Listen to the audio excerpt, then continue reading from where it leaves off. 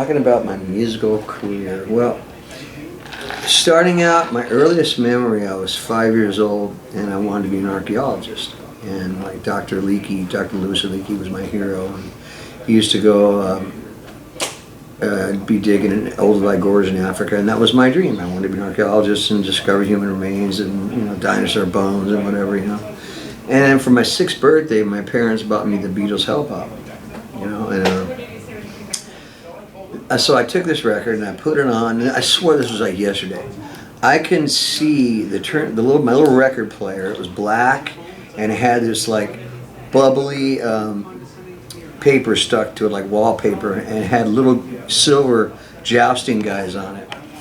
And so my parents gave me this record. I opened it up, and I saw the Capitol logo, and I thought that was kind of funny because the other record I had was a Beach Boys album, and it had the same logo.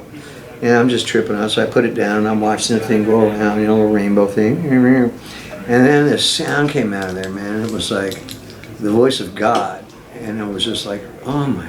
This is a lot for a 6-year-old to digest. But I knew from that moment on, I didn't wish, hope, pray, dream, think. I knew from that moment I was going to be a rock star. I knew it.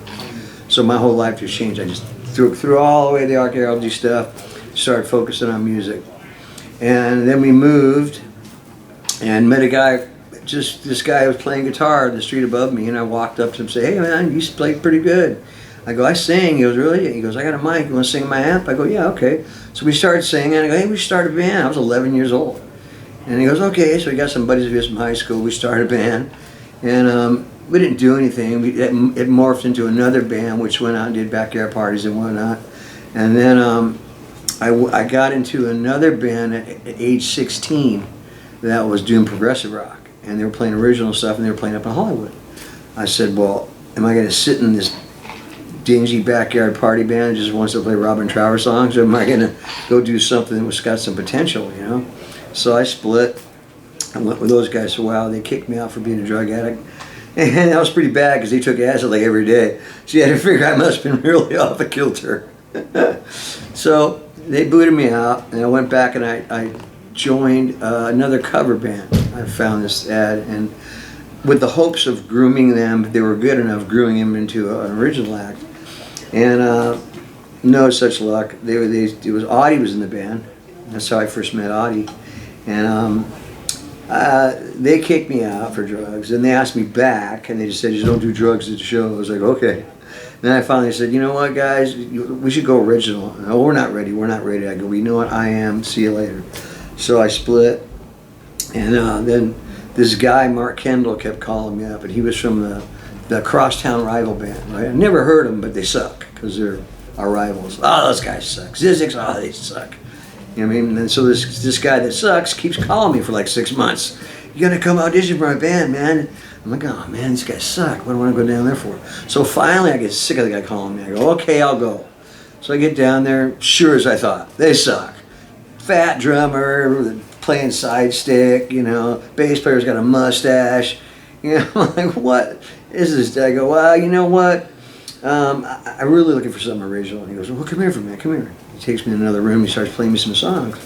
I go, those are really good. I go, those yours? He goes, yeah. I go, dude, you quit your band right now, I'll quit the guys I'm jamming with, and we'll start a band right now. He goes, okay. So we did. He packed up all his stuff and drove to where I was rehearsing at my band, packed up my PA, and drove over the hill to Whittier, just high-fiving all the way. We're going to make it, yeah! So, yeah.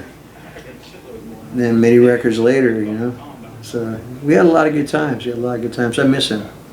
I miss him in my life, I don't miss playing on stage with him. I mean, because I have a great band, I miss the times we did. But I miss him as a person because he was my oldest friend. But as far as the new band goes, I'm home, baby. I've arrived. When I was 18, I was really bad into coke. And being 18 years old, don't have a job, you're a musician, money's not easy to come by. And you can only con people out of so much cocaine. You know what I mean? And I hit the limit. So I thought, what am I going to do? My friend goes, hey man, I know a guy, we can go rob him. I go, why not? Just seem like, let's go to the store and get an ice cream cone. Why not? So we went in, He had a gun, I had a knife. He said, give me a Coke, man, I'm gonna kill you. Okay, he gave us all a blow. We walked out going, oh, that was great, man. Jumped in a car, took off, you know, the car was already running. And we're like, that was so easy. We got out with like 5 ounces of blow. We're like, this is awesome. And I'm at a rehearsal giving Kendall something. Go, where'd you get this? I go, I robbed the guy, man. He's like, yeah, right. He didn't believe me. He just was snorting it. And then I went and did another one. Unfortunately, I got all screwed up on PCP before I went in, and I blacked out. The rest of what you're going to hear is from the court transcripts, because I don't remember any of this. They said I went in, I had a partner. He said he saw me getting really weird because we smoked some really strong PCP. And he said, this isn't good. He bailed. And he said, I went out. Well, this is what the court says. The court said, I went outside, and there was a maid there do watering in the yard. And I went up to her and I said, give me the Coke. And she's all, no Coke, just Pepsi. Go to the refrigerator, help yourself. She thought I was a friend of the guys, right? Playing a joke on her. I mean, I don't mean to laugh, but it always reminds me of that Saturday Night Live skit, you know? So, anyway, she realizes that I'm not, you know, a friend of the guys, and she starts attacking me with this water. She just squirt me or whatever, right? And the gun goes off. And the father was down the hill with the horses, and he looked up and he saw this guy with a ski mask, a gun, wrestling with his the maid. So he runs up and he grabs his briefcase full of money, and he goes into the bathroom and locks the door. Well, somehow she gets away from me, ends up in the bathroom with him. And they said I was pounding on this door, solid old door, putting huge cracks in it. And then they said I shot through the door. The bullet went through the door, hit a St. Christopher medallion over her heart, and ricocheted into her shoulder. I woke up on my knees on the floor with a gun. And I'm like, where the hell am I? And I went, oh yeah, I went to rob Donnie. And I go, and I heard, your house is surrounded, the SWAT team. I'm like, oh no. I go, I'll unload the gun, they won't even know it's loaded. So I took the bullets, I didn't even know I had shot to him. Stuck down the side of a waterbed, walked outside, threw the gun. They're all, what'd you shoot it for, you punk? I'm going, what?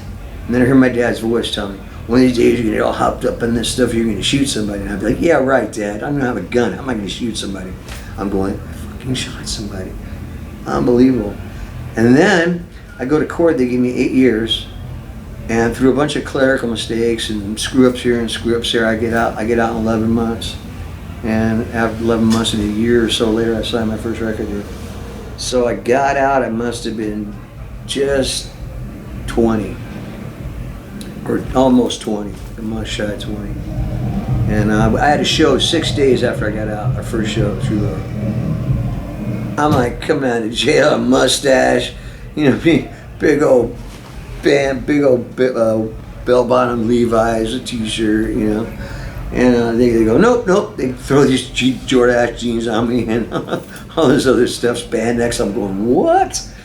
And so, you know, I had to get used to all that. And we had other members, Tony Richards, whose name is actually Orlando. I changed it to Richards because Tony Orlando, you know. So then we had Gary Holland after Tony Richards, and we had Don Costa first, and Mark. We were the power trio with the singer, and then we ended up, bass player quit. We got Lauren Black, who rest in peace, and then we had Gary Holland and Mark and myself. And I talked Mark after the first album. I talked him into doing getting a keyboard player, a rhythm guitar player, because I always wanted, you know, that to fill the sound out. But the Shot in the Dark album was a complete miss. I mean, it was over keyboarding. You know, it was like, now we have a synth, let's use it all the time. You know, that's my least favorite record. But nonetheless, it was a record that launched the Once Bitten album. So, you know, got us another record deal. Don Dokken was very instrumental in that. I met Don through Gary, because Gary had played with him in Europe, I guess. Don and I became fast friends, and he was always into helping me out, so he brought this guy from Green World Records, or Enigma, down to see us. His name was Alan Niven, and he wanted to sign the band to his label. And his one thing was, you got to change the name. We're like, what? Yeah, how about Great White? Because he had heard me call Mark that. I used to call Mark the Great White, Mark Kendall the Great White on lead guitar. You know, not because of the name of the band, just because he was so damn light. You know what I mean? He'd wear a white jumpsuit, So I started calling him the Great White, you know, because I'm into sharks. So he goes, you got to change the name. We're like, to what? He goes, how about Great White? We're like, what? That's the stupidest name we've ever heard. We're going, nah, man, we get rid of Dante Fox, we'll lose all our following, like 500 people, you know? So he goes, so he talked us into it. So we went to meet at his house one night to sign the contracts. And he comes in, we're all sitting there. He's like, I got some bad news. I go, what? He goes, my company didn't want to sign you. I go, fuck. He goes, so I quit. I go, really? He goes, yeah. I go, because I don't know what I'm doing now. I go, why don't you manage us? He goes, I don't know a thing about managing. I go, you'll learn. He did.